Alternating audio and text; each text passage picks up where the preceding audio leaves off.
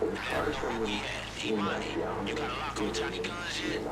So I've got a rough area based on a couple cell towers, but I can't be more precise than that. Here's the GPS for the closest tower. You'll need to track him down from there. Alright, shit, good enough. Hey, get out here. And former employees added another side to Ellen's public image. When allegations about the show's workplace culture began coming out, some described an environment where staff felt like they had to constantly watch what they said and did.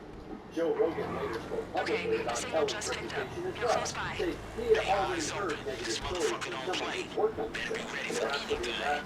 And that's also where Jim Caviezel, his career completely stalled out.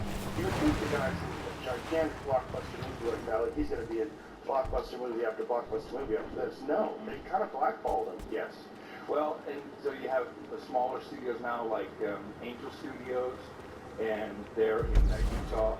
The Ellen situation. They're here! You know, people Take them motherfuckers out, and let's go! Ellen actually. Yeah. Can't believe it. She lost everything. She fell apart. Disappeared. Because people found out that this character that she was portraying half an hour on the television show is not really Alright. Sounds like you got some shit to deal with. Hey, Monty, can you trade Johnny's position while our friend All of concentrates that on not together, getting and shot? the contrast became hard to ignore. For years, viewers saw a cheerful host telling millions of people to be calm. While some other former employees later described a very different atmosphere behind the camera. That doesn't mean every accusation or internet theory about Ellen is automatically true. But when enough people who worked around the same show describe tension behind the scenes, it's understandable why audiences would start questioning how different the public image may have been from the private reality. She's got a Netflix special. That's the right response. She's got a Netflix special. Here's the text. On the promo, she plays the victim. And she says, for me, and she actually has the nerve to say that she was run out of Hollywood. This person, and she $100 million in her pocket. $450 million according to Forbes. That's a low estimate. Because, so now she's out there saying, I was run out of Hollywood. She's actually reportedly complaining about how hard it is for women in America with the Okay, double FYI, standards. Johnny is making some serious calls. She's got Planet Pilot and the Kill Squad, you know the kind of thing. Look how hard it is for Hold on, women. this motherfucker ain't gonna fly They're away gonna from let her shit. back Hey, in get down to the because airport. she's a lesbian, she's a leftist, and she didn't hit one of their statements. As work settled was cracked, people began studying Ellen herself more closely. During the show's later years, some viewers claimed they noticed changes in her appearance and behavior, including shaky hands and facial movements they didn't remember seeing before.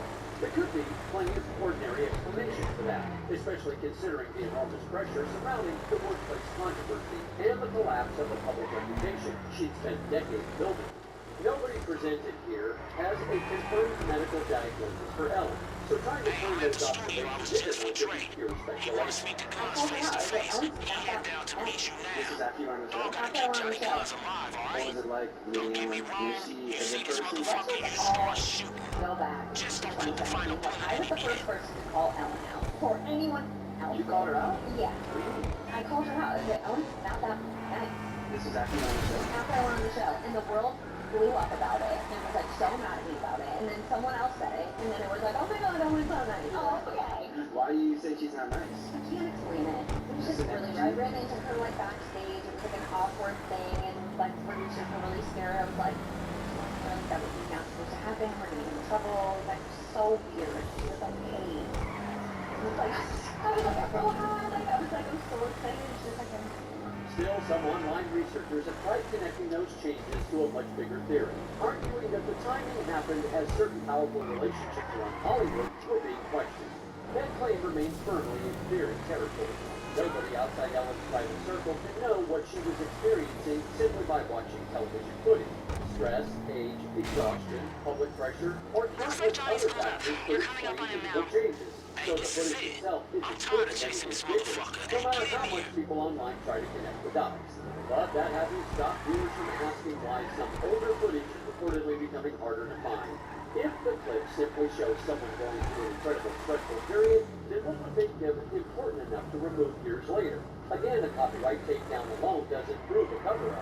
Right holders can remove footage for completely normal reasons. But the unusual timing is what keeps feeding the conversation, especially among viewers already digging through Ellen's television history. And that brings Caviezel and Sound of Freedom back into the picture. The film focused on child exploitation and was inspired by anti-exploitation operations.